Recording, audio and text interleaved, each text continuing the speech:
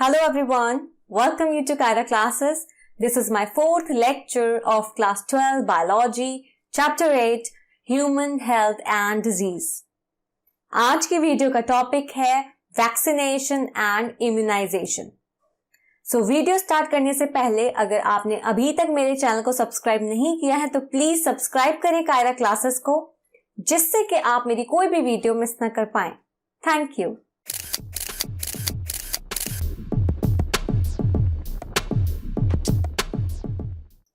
So start करते हैं आज की video. Vaccination and immunisation. Immunisation और वैक्सीनेशन का प्रिंसिपल किस पे बेस्ड था? इम्यून सिस्टम की मेमोरी पे. वैक्सीनेशन में क्या होता है, एंटीजेनिक प्रोटीन्स, पैथोजेंस की जो एंटीजेनिक प्रोटीन्स हैं उन्हें प्रिपेयर करके बॉडी में इंट्रोड्यूस किया जाता है, या फिर जो पैथोजन है इनएक्टिवेटेड या पैथोजन वीकेंड है, ओके, या एक्टिव नहीं है, इनएक्टिवेटेड स्टेट में पैथोजन प्रेजेंट है, तो उसको बॉडी में इंट्रोड्यूस किया जाता है. ये जो एंटीबॉडीज हमारी बॉडी में प्रोड्यूस होंगी अगेंस्ट दीज एंटीजेंस, अब ये जो पैथोजन या जो एंटीजेंस हैं, जो फॉरेन पार्टिकल्स हैं, इनके अगेंस्ट जो एंटीबॉडीज प्रोड्यूस होंगी हमारी बॉडी में, वो इन पैथोजेनिक एजेंट्स को न्यूट्रलाइज करेंगी ड्यूरिंग एक्चुअल इन्फेक्शन. तो जब एक्चुअल इन्फेक्शन होगा तो जो एंटीबॉडीज हमारी बॉडी में जो बनेंगी इन एंटीजेंस के खिलाफ, वो इन पैथोजेनिक एजेंट्स को खत्म कर देंगी.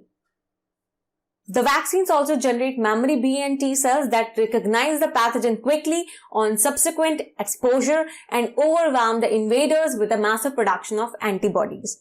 वैक्सीन्स का एक और काम है कि वो क्या करते हैं, मेमोरी बी और टी सेल्स को जनरेट करती हैं, जिससे क्या होता है, पैथोजन को बहुत जल्दी रिकॉग्नाइज किया जाता है. और जैसे ही सपोज कोई पैथोजन एक्सपोजर हुआ है किसी पैथोजन का, तो बी और टी सेल्स, मेमोरी बी और टी सेल्स जो है वो जनरेट होंगी और उस पैथोजन को बहुत जल्दी रिकॉग्नाइज करेंगी और फिर बहुत ज्यादा एक अमाउंट में एंटीबॉडीज प्रोड्यूस करेंगी जो कि इन पैथोजन्स को खत्म कर देंगी.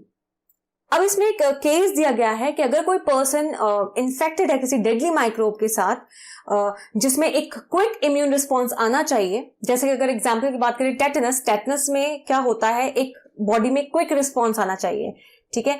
तो उसके लिए क्या करते हैं, या तो डायरेक्टली आप इंजेक्ट करते हो, जो एंटीबॉडीज पहले से ही बनी आपने डायरेक्टली इंजेक्ट कर दी बॉडी के अंदर, या फिर हम एंटीटॉक्सिन भी बॉडी के अंदर इंजेक्ट कर सकते हैं. एंटीटॉक्सिन मतलब उस टॉक्सिन के अगेंस्ट जो एंटीबॉडी होगी उसे हम कहते हैं antitoxin. Even in cases of snake bites, the injection which is given to the patients contain preformed antibodies against the snake venom.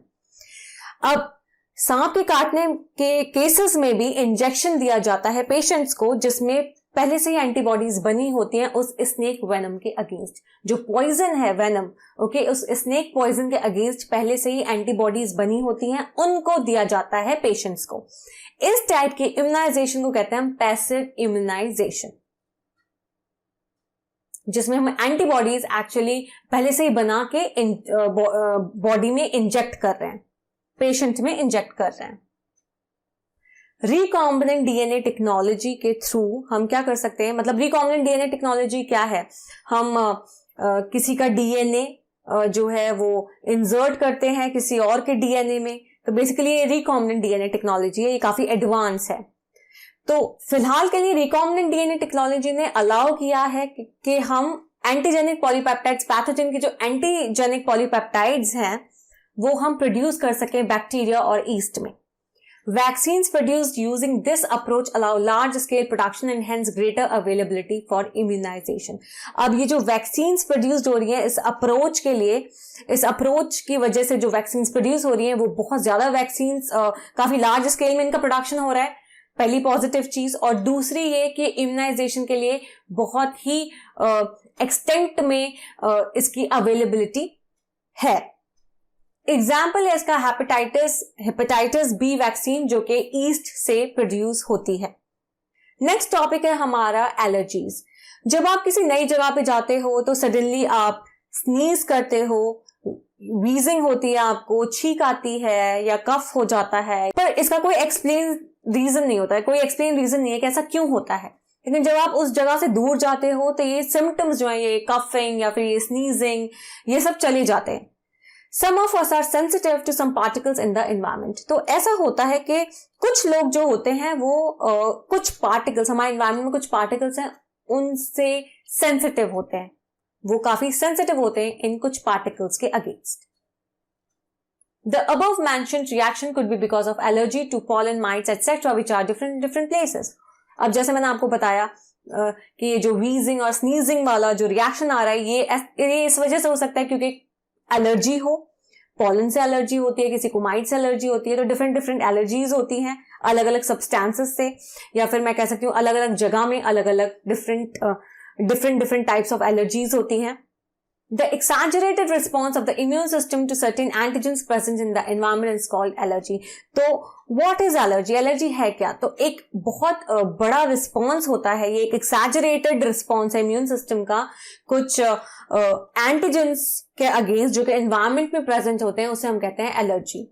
The substances to which such an immune response is produced are called allergens. जिन substances की वजह से ये immune response produce होता है, ये immune response work करता है जिन substances के against, उन्हें हम कहते हैं allergens.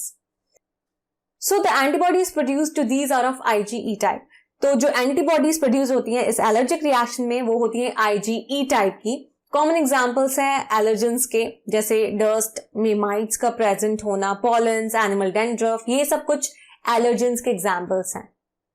तो एलर्जेंस क्या है? सब्सटेंसेस जो कि एलर्जी कॉज कर रहे हैं, या फिर मैं कह सकती हूँ सब्सटेंसेस जिनकी वजह से इम्यून रिस्पॉन्स फॉर्म हो रहा है या प्रोड्यूस हो रहा है. Symptoms of allergic reactions include sneezing, watery eyes, running nose and difficulty in breathing. ये कुछ symptoms हैं allergic reactions के, जैसे sneeze, छींक आ रही है, आंखों से पानी आ रहा है, नाक बह रही है, या फिर breathing में आपको difficulty हो रही है. तो ये कुछ symptoms हैं allergy के या allergic reactions के. Allergy is due to the release of chemicals like histamine and serotonin from the mast cells. तो जो हमारा WBC का एक टाइप है mast cell जो कि फिल्ड होता है बेसोफिल ग्रैन्यूल से, तो इस mast cell से हिस्टामिन और सेरोटोनिन केमिकल्स रिलीज होते हैं, तो वो एलर्जी कॉज करते हैं.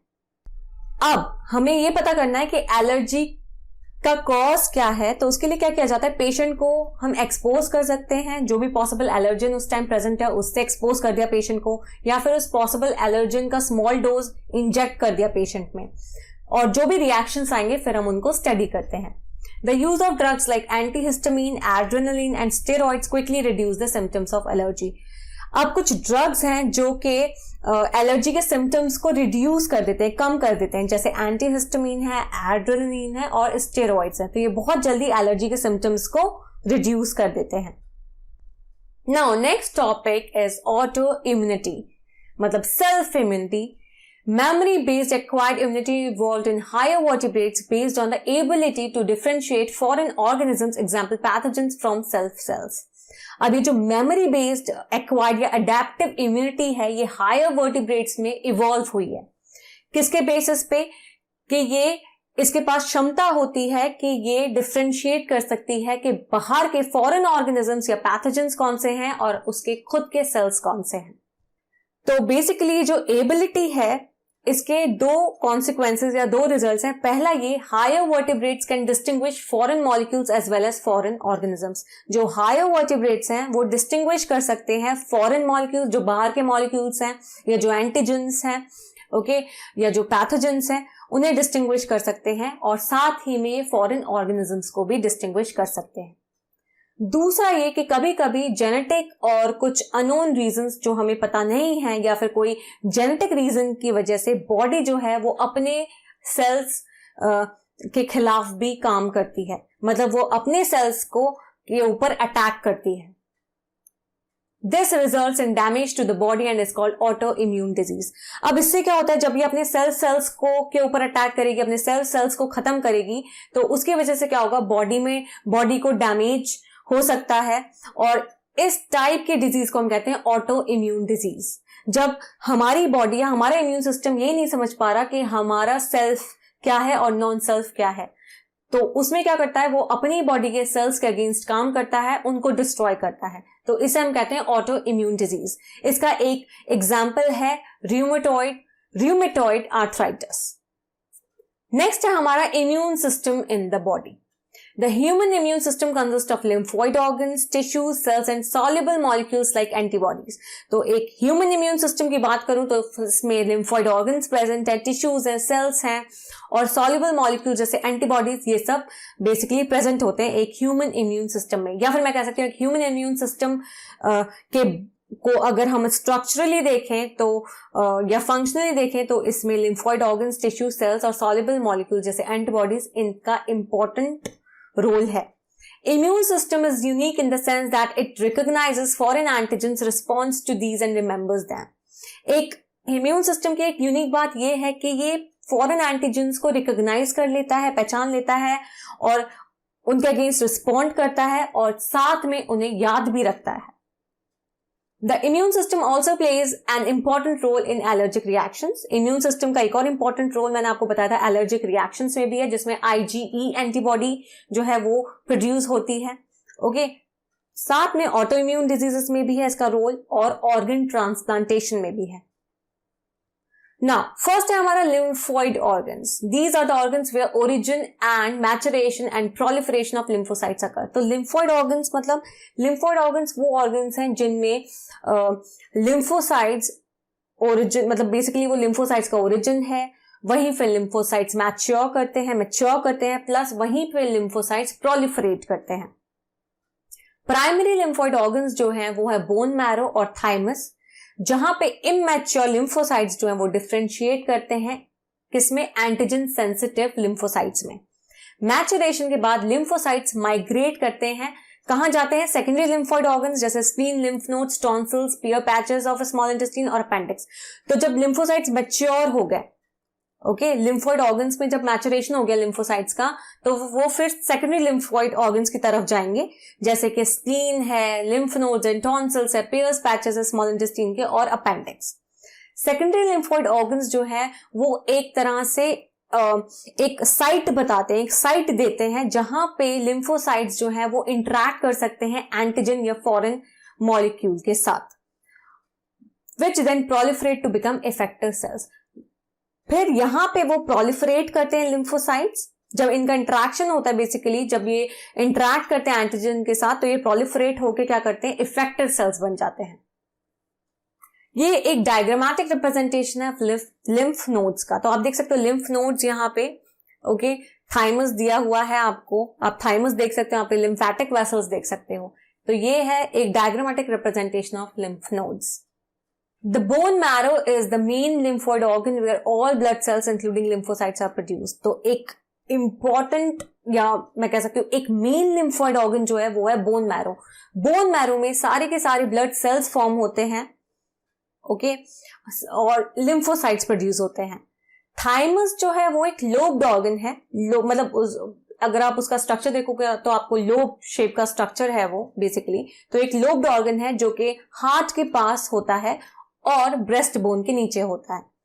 थाइमस जो है हमारे बर्थ के टाइम बड़ा होता है काफी, लेकिन साइज जो है उसका घटता जाता है, कम होता जाता है एज के साथ, और प्यूबर्टी के टाइम पे ये बहुत ही स्मॉल साइज का हो जाता है.